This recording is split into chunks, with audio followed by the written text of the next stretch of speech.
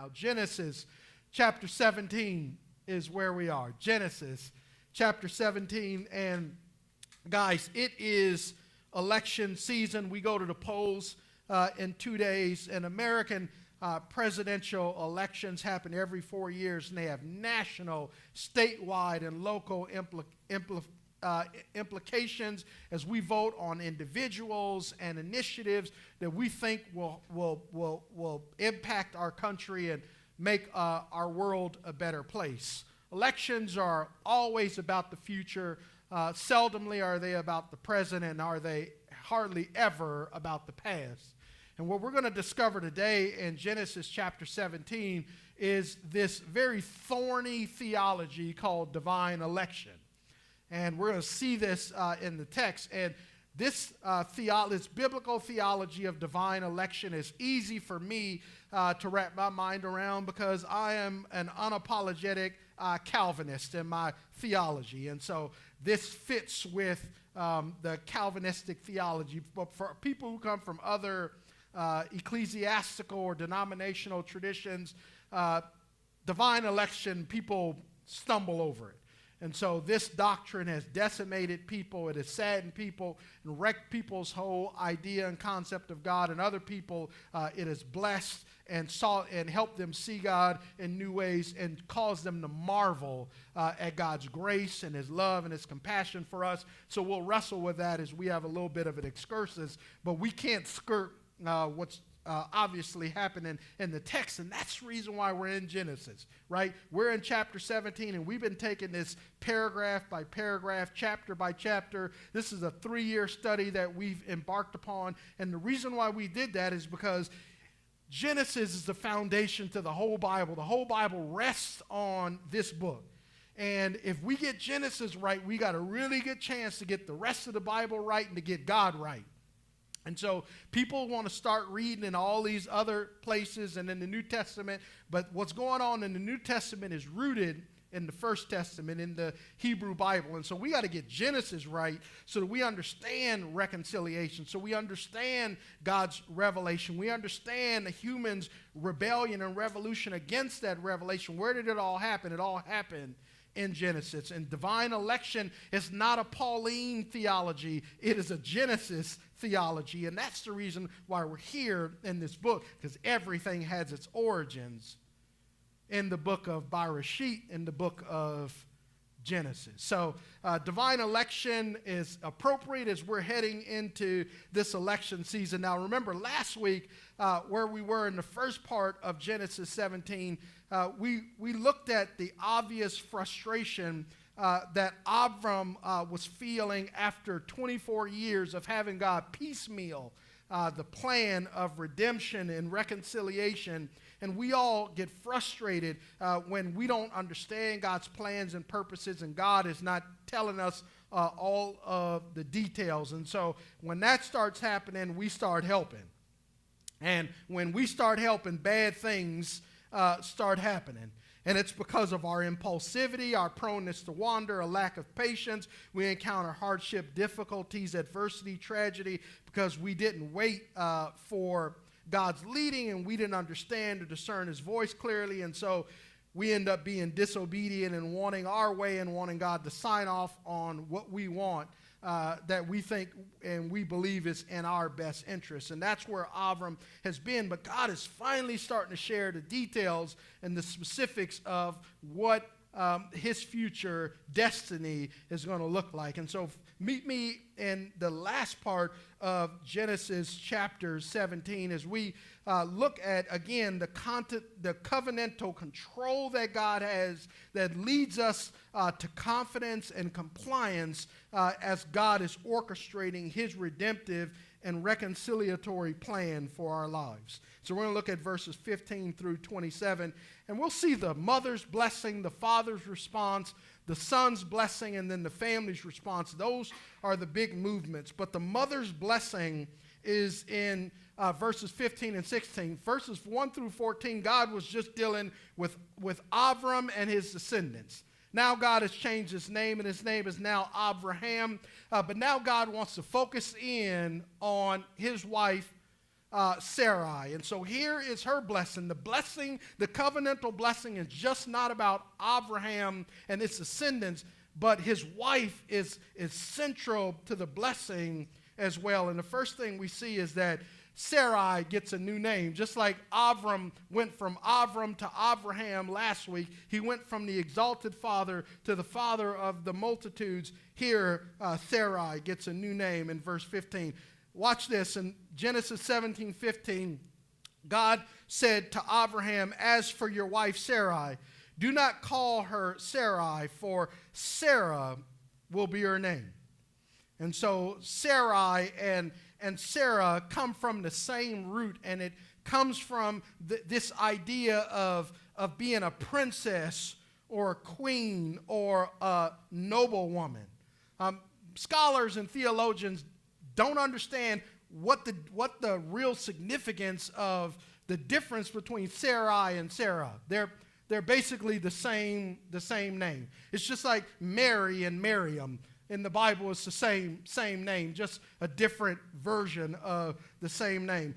I think, and I put question marks here, and this is just totally a Pastor Darrell theory. I can't substantiate this, but I wonder if Sarai could point to her being a princess, but Sarah points to her being a queen.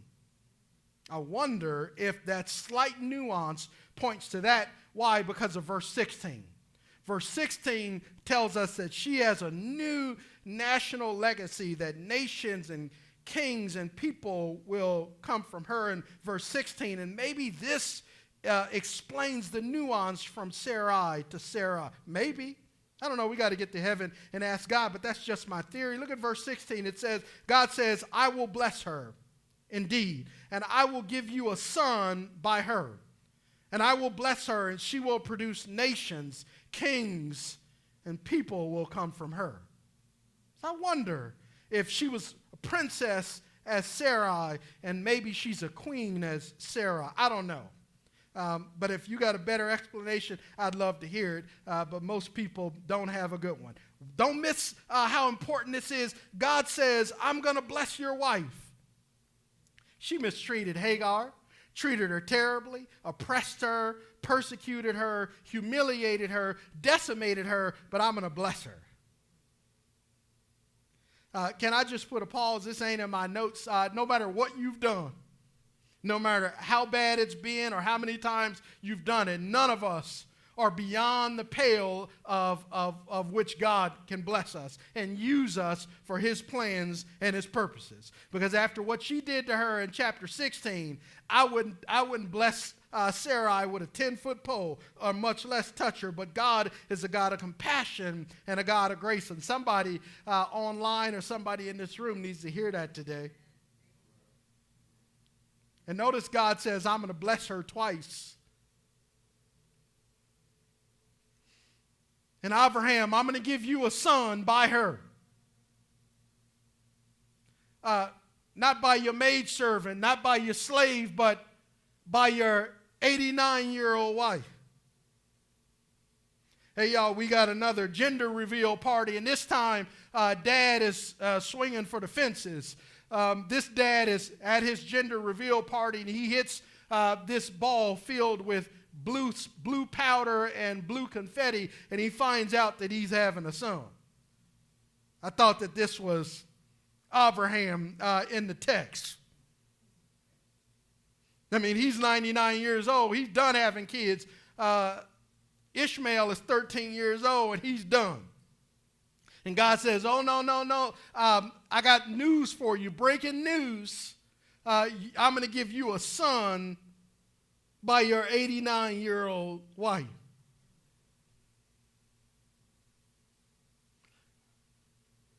I'm going to let that sit with you for a while, because I'm sure Abraham's jaw is on the ground, because he can't imagine what God is doing in this announcement. And so together, they are going to propagate nations and royalty amongst the people. God has a blessing for this mother. Now, I don't know where she is, and she doesn't hear this until next week when we get to Genesis 18, but God is speaking to dad and giving him the great news. Now, I want you to understand that you would think that at gender reveals, when you get the good news that you're having a girl or a boy, that you are excited. Have you guys seen those gender reveal parties all gone bad? Where the dad finds out he's having a daughter and he really wanted a son, and he walked out of the party mad. Google it. These things are viral because these parents or a mom gets mad because she's having a son and she really wanted a girl. And so these reactions have gone viral because it's like, shouldn't you just be happy you're getting whatever God gave you? So anyway, Abraham's response, he's not happy about this great news. Now you would think, when God says that you're going to be the father of a great nation, and I'm giving you the news that you're having another child, that he would be turning backflips and he would be celebrating, but he is not. And so here is his response in verses 7 and 8. Here is Abraham's response. And before we look at his response in verse 17, I want to ask this question as we take a little bit of an aside. I want to ask this question: is Abraham a skeptic or a cynic? Before we look at verse 17, is he a skeptic or a cynic? And let's look at the dichotomy and the differences between skepticism and cynicism. Skeptics are positive and cynics are negative. Skeptics are open-minded and cynics are closed-minded. Someone who's a skeptic can be a believer who often doubts. But cynics tend to be disbelievers who seldom doubt. Skeptics are eager in exploring for truth, whereas cynics believe they don't need to explore for truth. They know it already.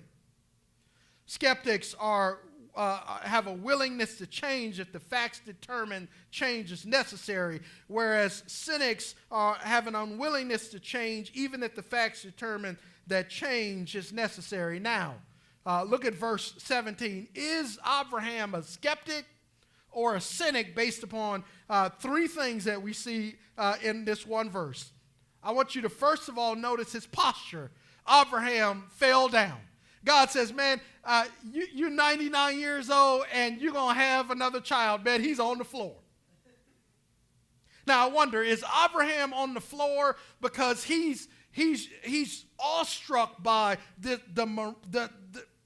remarkable news that he's just heard from God? Or is he on the floor because this is so unbelievable, so hard to believe, this is so ridiculous and beyond the pale of what is logical that he's on the floor? I don't know. And then Isaacs next says, then he laughed. It's Isaac in the Hebrew text. He's snickering. Like whenever there's chaos going on in my house, usually when the girls have something crazy going on, I'm usually at the computer and I say, that's how I snicker at home, because I hear some craziness and people going at it, and I just, that's how I snicker. This Abraham is laughing at this news. And look at what he says to himself. So he falls face down, he snickers and sneers at God's announcement, and then he says to himself, can a child be born to a 100-year-old man? Can Sarah, a 90-year-old woman, give birth? Again, I ask you, is Abraham a skeptic or is he a cynic? I would argue that he's probably a skeptic because he's asking questions, isn't he? Cynics don't ask questions. They know everything. They got it. He's asking questions. He's struggling because he's looking around. Remember, how many people are in his tribe? He's the father of a tribe of people between 500 and 1,000 people. He's the patriarch of a massive tribe. And he's looking out in his tribe, and he don't see any 100-year-old people giving birth, having kids. Sarah is post menopause. Post. And so he's looking at his life. He doesn't see examples or illustrations of people giving birth at 100 and at 90. And so he's, man, is this possible? I mean, this is hard to believe, but I mean, I'm struggling with this. I think that Abraham is behaving like a cynic in this text, and I think that it's okay for us to be believers and doubt and ask questions and seek information and explore for truth. Notice that God is not put off by his questions, by his skepticism, by his sneering and snickering at God's news. God could have killed him dead if he was really put off and offended by his response. And so God can handle some of our doubts. And so I want to encourage you to explore the hard things that God is calling us to believe and to do for his glory. But this same person had a child at 86. So why should it be difficult for him to believe that at 99 he can have a child? And I don't think he's worried about himself. He's more worried about his wife. He knows he's fertile, but he knows she's infertile. And so his struggle is with Sarai's barrenness, not his ability to pregnate. He proved that he got some juice. And so his sneering skepticism leads us in verse 18 to his wounded wish. This is painful, and I want you guys to empathize and have compassion for the patriarch. Look at what he said. This broke my heart as a parent. Verse 18 says, so Abraham said to God, if only Ishmael were acceptable to you. The announcement that Sarah would bear a son for Abraham was not apparently from the text a joyful announcement. He had put all his eggs in Ishmael's basket. He believed, based upon the information he had been given to that point, that Ishmael was the son of promise, the heir of the covenant blessings, not Lot, his knuckleheaded nephew, or Eleazar of Damascus. It was Ishmael.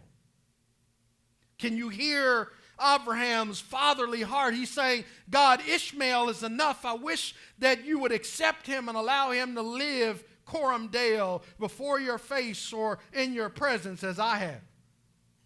When Abraham says to God, if only Ishmael were able to live coram Deo, to live before your face in the Hebrew text. And so by implication, Abraham understands that if God is going to give him a future son, then God has essentially rejected his current son. And so his reaction began with laughter, but it ends with despair. I would be broken if God said that he had chose Danica and Delaney but had rejected Dana. I couldn't live in that world. I just couldn't. Because I love all three of them equally. And I want them all to prosper, and I want all of them to live coram Deo, and I want all of them to be blessed equally. So for God to tell me that one of my kids is going to inherit the blessing, but the other two are going to forfeit it, I couldn't live in that world. Just couldn't. So as I wrestled with verse 18, as a father, I'm broken with Abraham. He's essentially saying, God, I don't need a future son. I got you. You blessed me. I'm good. Let's roll with this one. And look at the brothers' blessing now as we turn gears now, because God is going to reject that idea in verse 18 here in verse 19. But let's look at the brother's blessing. We see the mother's blessing, the father's response. It went from laughter to despair. But how is God going to bless these brothers, these siblings? Verses 19 through 22 tell us. How does God answer the question of God, oh, that Ishmael would be acceptable. Oh, that he could live coram Deo before you. How does God answer that in verse 19? But God said no. No. not Ishmael. Your wife Sarah will bear you a son, and you will name him Isaac, which means laughter. Because when I told you you were going to have a son, what did you do? You laughed. So since you thought that was funny, name him Laughter. And every time you call his name, it'll remind you of what you did when I announced to you that your wife was going to bear you a son. So name him Isaac. And I will confirm my covenant with him as a permanent covenant for his future offspring. But for Ishmael, I have heard you. Watch the play on words in verse 20. What does Ishmael mean? Ishmael in the Hebrew means God hears. And notice God says, as for Ishmael, God hears, because I've heard you. And I will certainly bless him, and I will make him fruitful, and I will multiply him greatly, and he will father 12 tribal leaders, and I will make him into a great nation. And I will confirm my covenant with Isaac, not with Ishmael, whom Sarah will bear to you at this time next year. Whoa, there's some details. Notice God is getting jiggy with the details all of a sudden. Crystal clear. And when he finished talking to Abraham, God withdrew from him. And so here we see God's destiny for Isaac. First of all, it's God names him for Abraham and Sarah. God names him Laughter. And God will establish and confirm and deliver on the covenantal specifics just for Isaac as he will with his father Abraham. And God announces the time of Isaac's birth in 1 year's time. So start getting the baby room ready. Go out and get the crib and the changing table and all of the stuff. Because next year, this time, you're going to have a second child. But God says, I hear you. I understand your fatherly heart. I get it. I'm going to bless Ishmael. And I want you to notice that Ishmael is going to be the father of 12 tribes, just like Isaac and Abraham and Jacob are the father of 12 tribes of Israel. And so God says, hey, I'm not going to forget about Ishmael. He is not the son of blessing. He is not the one to whom the covenant will reside, but because he's your son, he's connected to the blessing because he's your son, and I'm going to bless him. So Dad, don't worry about it. I'm going to take care of your son. And I'm sure that had to give a consolation for Abraham, as he knows that God is going to bless him and make him fruitful, not just with descendants and nations and tribes and people, but God is going to make him fruitful in all that he does. He'll be a great nation. And so the Arab people who are Muslims, these are Ishmael's sons even in our day. And they are a numerous people who are prosperous and who are blessed because they are the descendants of Abraham. They're wrong about being the people with whom the covenantal blessings reside, but they are right about the fact that they are the first descendants of the first son of Abraham. That they are right about. Let me take a little bit of an excursus to talk about divine election. And so just sit back and listen to this. We can talk about it when we get together for Life Group next week. But divine sovereignty as it relates to foreknowledge, predestination, and election. As we venture into the patriarchal narrative, we are introduced to the biblical theology that asserts that God, based upon his sovereign choice, grace, and or love alone, chooses whom he will lavish his favor, fortune, and blessings upon. In this case, God's sovereign choice is Isaac, not Ishmael. Later, we shall see that God chooses Jacob over Esau and Joseph over his 11 brothers. The biblical doctrine affirms that God foreknows or knows beforehand whom he will choose. He He sovereignly elects that person or persons. He predestines whomever he's elected to actualize his predetermined plan for their ultimate destiny, and providentially orchestrates circumstances, situations, people, and outcomes to fulfill his wonderful plan for his glory. This particular teaching from Scripture has unnerved people for millennia. To think that God predetermines a person's destiny before they are born, or as he is clearly doing in today's passage, drives people bonkers. Why? Due to time constraints, let me just say briefly, in my own estimations, humans want to believe, they need to believe, that they live or die, sink or swim, rise or fall, based upon their own merit, goodwill, or track record. To use a baseball analogy, no batter wants to strike out before he or she gets a chance to bat. Everyone wants a chance to swing the bat to determine if they strike out or hit the ball, and I totally understand history's objection to this dogma in the Bible. At the same time, I understand the essential teaching to be the fundamental linchpin to understanding grace, the unrepayable, unearned, undeserved merit of God in the life of his people. Grace is powerful because we would all strike out if we had the chance to bat. No one would ever get a hit. The debate always descends to the question of the basis upon which God elects some to be a part of his covenant community and not others. I reject the question, though I think the more important question is, why does God choose anyone?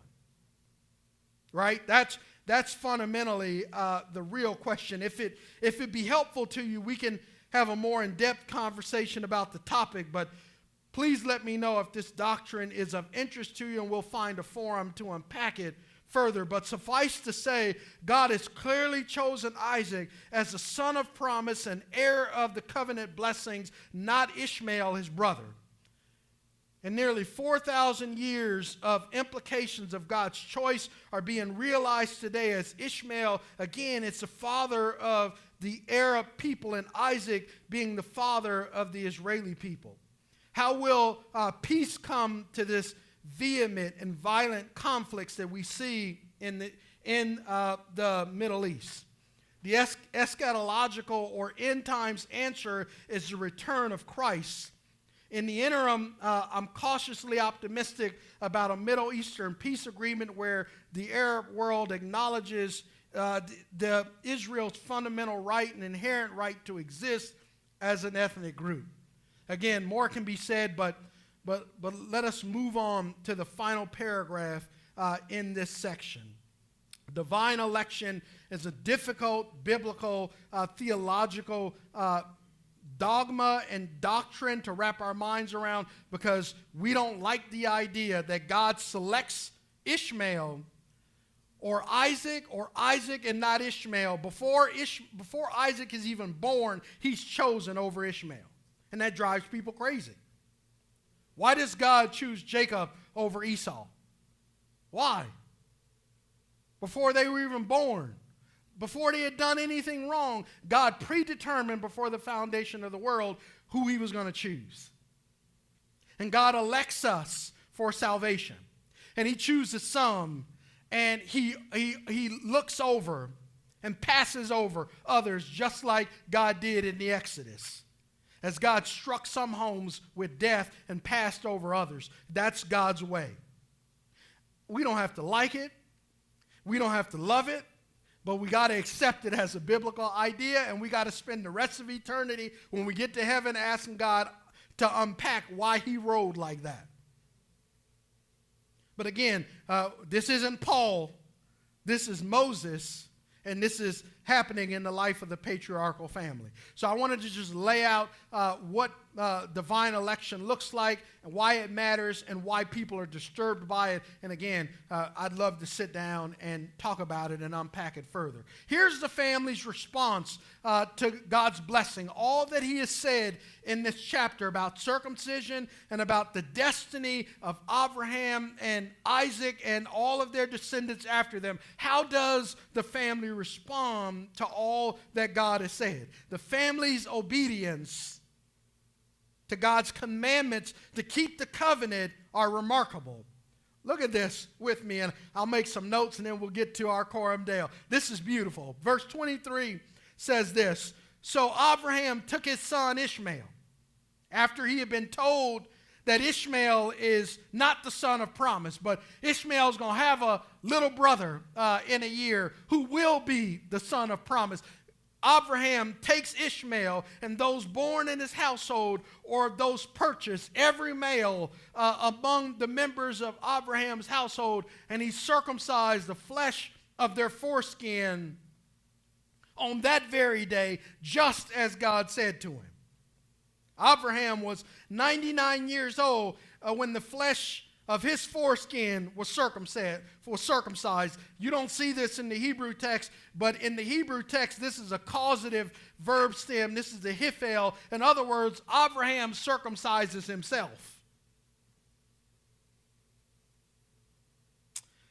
Yep, the brothers know that's painful. I get the brothers, I hear the ouches in the room today. Verse 25 says, and his son Ishmael was 13 years old when his flesh of his foreskin was circumcised. And on that very day, Abraham and his son Ishmael were circumcised, and all the men of his household, whether born in his household or purchased from a foreigner, were circumcised with him. Now, I want you to notice three aspects of this. All of that was redundant. Why Moses is redundant in that chapter, I don't know. But here are the takeaways. I want you to recognize three things about the family's response. The first one is their obedience was inclusive. Abraham circumcises all of the males, those born in his house and those that they had purchased as slaves or as servants. If you are a male and you have male genitalia, you got circumcised. Notice that the social barriers we talked about last week were transcended. It didn't matter whether you were a natural born son or whether you were a slave. Everybody was welcome and had the covenant blessings applied to them through circumcision. So notice their obedience was inclusive. No male went uncircumcised. Remember, the choice from last week is either you get cut or you get cut off, right? And so every male was circumcised. Everybody had to comply. Everybody obeyed. You know, because some kids follow God and some kids don't. Some kids obey and some disobey. Abraham has been a dysfunctional father, but the one thing he did, he made sure that every male he circumcised more than 300 people on one day. And I'm sure he had to sharpen that knife several times as you cut all of those. Look at Marcelito's face. It's hard to. That was a long day, a painful day. I'm sure the weeping and the wailing from the men was heard way off in the distance. But notice he didn't just do a few, he did all. His obedience was inclusive. Not only was it inclusive, it was immediate. Because when God told him to keep the covenant and cut every man, he did it that very day. You know, we obey next week, next month, next year, next decade. But Abraham shows us when God tells you to do something, like my dad used to say, you get up and do it not now, but right now. And how long are we late in getting to it? I want you to start giving tithes and offerings. Okay, Lord, when I get it together, I want you to be a better husband, be a better wife. Well, when they treat me better, then I will. Notice that Abraham, that very day, I was convicted because I don't obey like that. Because I find excuses as to why I can delay my obedience. And so when I saw this, I'm like, man, I gotta get to it today. And then notice his obedience was impeccable. He did just as God told him. He didn't deviate. He didn't add his own little seasoning to it. He did just as God said. Well, I obey God, but I did it my way, or I put my own little signature on it. Well, sometimes that's part of the problem. So I love that his obedience, that the whole clan, their obedience was inclusive, immediate, and impeccable. I think we can learn something from that. Just 3 takeaways. How do we live this out, coram Deo? In the presence, before the face of God. This is not how we end our sermons. This is how we live our lives at our church. And we nudge one another toward Jesus to challenge one another to say, how do we apply this? How do I put this into practice as we live in God's presence and before his face? Here are my thoughts when we get together next Tuesday on November 12th after election week. We'll unpack this. But El Shaddai, the omnipotent, all-powerful, all-sufficient one, is capable of performing remarkable, extraordinary, phenomenal, supernatural things in our lives. May we replace our sneering skepticism with a bold belief and a fierce faith. When Abraham heard about this miracle God was going to do in his life, he sneered at that. It was hard to believe. May we not snicker and sneer. We know that God is the El Shaddai. He does the remarkable. And when we see God or we hear God doing the extraordinary, doing the phenomenal, doing the supernatural, doing the remarkable, we need to embrace that with a bold belief and a fierce faith. Number 2, may we forever marvel at the mystery of God's divine election, and may we be eternally grateful that he chose us to be in him before the foundation of the world. That's Paul's verse in Ephesians chapter 1 and verse 4. God chose you before you did anything good or bad, righteous or unrighteous. God welcomed us into his covenant community, into his family as his son or daughter because of his own reasons, not because of anything that was any merit in you or anything that was unmerited in you. It was all because of God's great love. And so may we marvel at that. We don't have to understand it, but may we praise him from whom all blessings flow. And then lastly, may our obedience also, like Abraham and his entire family, may our obedience be inclusive, immediate, and impeccable. Because Abraham is our father of the faith, and we want to model some of what he does right. The foolishness we want to avoid. But when he gets it right, we want to try to live that out, coram Deo. So God, thank you that you are a God who has given us a destiny. You have articulated your plans and purposes for our life. And God, you don't always share the details and the specifics of that destiny, and sometimes that destiny is fraught with difficulty and delays and diversions. But God, we're learning from this text that you are faithful. And you're faithful through the ages. So God, we praise you because you are the one from whom all blessings flow. And we recognize we need you, Lord, every hour. We need you. You're our one defense and our righteousness. God, we need you.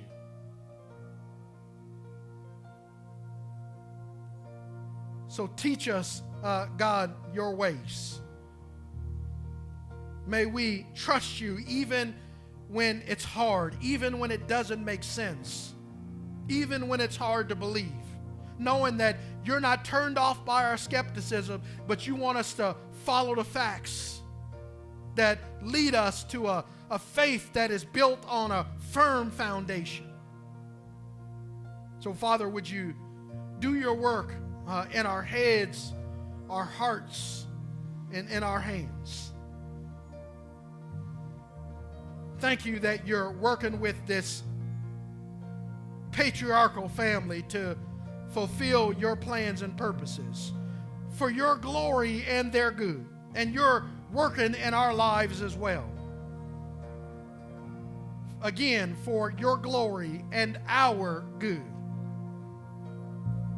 So that the world who is alienated from you and far from you may see your glorious light shining through your reconciled people, so that we would be a light to the nations as you've given us the message and the ministry of reconciliation. May we take that from Los Angeles to the ends of the earth.